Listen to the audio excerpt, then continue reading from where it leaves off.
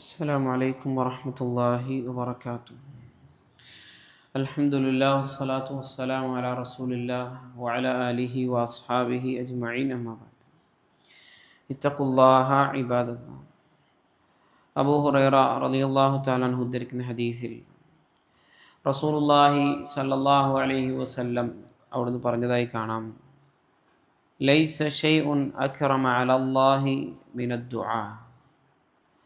അള്ളാഹുവിൻ്റെ റസൂൽ സല്ലല്ലാഹു അലൈഹി വസല്ലം അവിടുന്ന് പറയുകയാണ്, ലൈസ ഷൈഉൻ, ഒരു കാര്യവും തന്നെ ഇല്ല, അക്റമ അലല്ലാഹി മിനദ് ദുആ, ദുആഇനേക്കാൾ അള്ളാഹു സുബ്ഹാനഹു വ തആലയുടെ അടുക്കൽ സമാദരണീയമായ ആദരണീയമായ ഒരു കാര്യവും തന്നെ ഇല്ല എന്ന് നബി കരീം സല്ലല്ലാഹു അലൈഹി വസല്ലം പറഞ്ഞതായിക്കൊണ്ട് കാണുവാൻ സാധിക്കും. നമുക്കറിയാം, നമ്മളെല്ലാവരും നിത്യജീവിതത്തിൽ നമ്മുടെ ദുനിയാവിൻ്റെ ആവശ്യങ്ങൾക്കും അതുപോലെ തന്നെ ഇനി വരാനിരിക്കുന്ന ഖബർ മുതൽ തുടങ്ങുന്ന പരലോക ജീവിതത്തിലേക്കും ഒരുപാട് കാര്യങ്ങൾ നമുക്ക് ആവശ്യമുണ്ട് എന്നുള്ളത് യാതൊരു തർക്കത്തിനും ഇടയില്ല.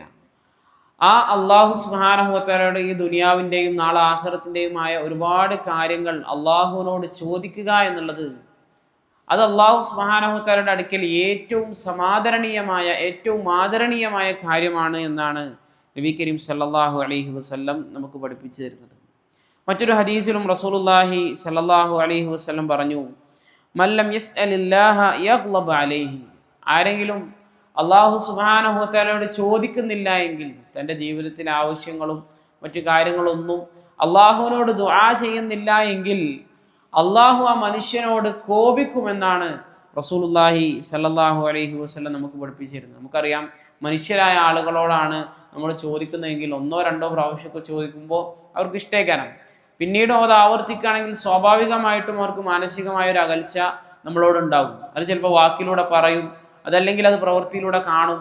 ഈ രൂപത്തിൽ മനുഷ്യരോട് നമ്മൾ ഇടപെടുമ്പോൾ അവർ കോപിക്കുകയാണ് എങ്കിൽ നമ്മൾ അള്ളാഹു സുബ്ഹാനഹു വ തആലയോട് നിത്യമായി ചോദിക്കുന്നത് അള്ളാഹുവിന് ഇഷ്ടമാണ്, അവനോട് ചോദിക്കാതിരിക്കുന്നത് അവന് കോപമാണ് എന്നാണ് നബി കരീം സല്ലല്ലാഹു അലൈഹി വസല്ലം നമുക്ക് പഠിപ്പിച്ചിരുന്നു. മറ്റൊരു ഹദീസിലും അവിടുന്ന് പറഞ്ഞതായി കാണാം, അഅജസുന്നാസി മൻ അജസ അനിദ് ദുആഇ വഅബ്ഖലുന്നാസി മൻ ബഖില ബിസ്സലാമി, ജനങ്ങളിൽ ഏറ്റവും അശക്തനായ മനുഷ്യൻ എന്ന് പറഞ്ഞു കഴിഞ്ഞാൽ ദുആ ചെയ്യാൻ അശക്തനായവനാണ്. നമ്മളാരും ദുആ ചെയ്യുന്നില്ല എങ്കിൽ നമ്മളാണ് ഏറ്റവും വലിയ ആജിസ്, ഏറ്റവും വലിയ അശക്തൻ എന്ന് റസൂലുള്ളാഹി സ്വല്ലല്ലാഹു അലൈഹി വസല്ലം പറയണം. പിന്നീടും അവിടുന്ന് പറഞ്ഞു, ജനങ്ങളിൽ ഏറ്റവും വലിയ പിശുക്കൻ എന്ന് പറഞ്ഞാൽ കണ്ടാൽ സലാം പറയാതെ നടക്കുന്ന ആളുകളാണ് എന്നും നബി കരീം സല്ലല്ലാഹു അലൈഹി വസല്ലം ഒരു ഹദീസിലൂടെ തന്നെ നമുക്ക് പഠിപ്പിച്ചു തരുന്നതായി കൊണ്ട് കാണാൻ സാധിക്കും. മഹാനായ ഇബ്നുൽ ഖയ്യിം റഹിമഹുല്ലാഹ് അദ്ദേഹം ദുആ ചെയ്യുമ്പോൾ നമ്മൾ സ്വീകരിക്കേണ്ടുന്ന ഒരു ഉത്തരം കിട്ടാൻ സാധ്യതയുള്ള ഒരു സംഗതിയെ സംബന്ധിച്ച് പറഞ്ഞു തരുന്നുണ്ട്. അദ്ദേഹം പറയാണ്,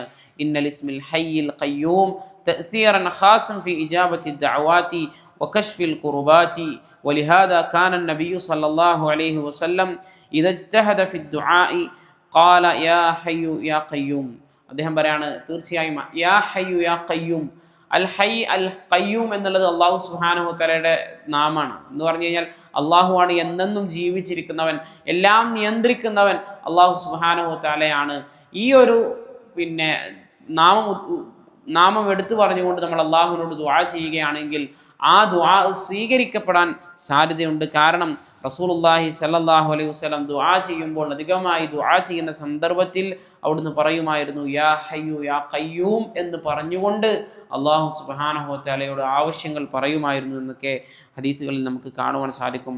അള്ളാഹു സുബ്ഹാനഹു വ തആല കാര്യങ്ങളെ കൃത്യമായി മനസ്സിലാക്കാനും അതനുസരിച്ച് ജീവിതത്തിൽ പ്രാവർത്തികമാക്കാനും എല്ലാമുള്ള തൗഫീഖ് എനിക്കും നിങ്ങൾക്കും നൽകി അനുഗ്രഹിക്കുമാറാകട്ടെ. സുബ്ഹാനക അല്ലാഹുമ്മ ബിഹംദിക അശ്ഹദു അൻ ലാ ഇലാഹ ഇല്ലാ അൻത അസ്തഗ്ഫിറുക വഅതൂബു ഇലൈക്. അസ്സലാമു അലൈക്കും വറഹ്മത്തുള്ളാഹി വബറകാതുഹു.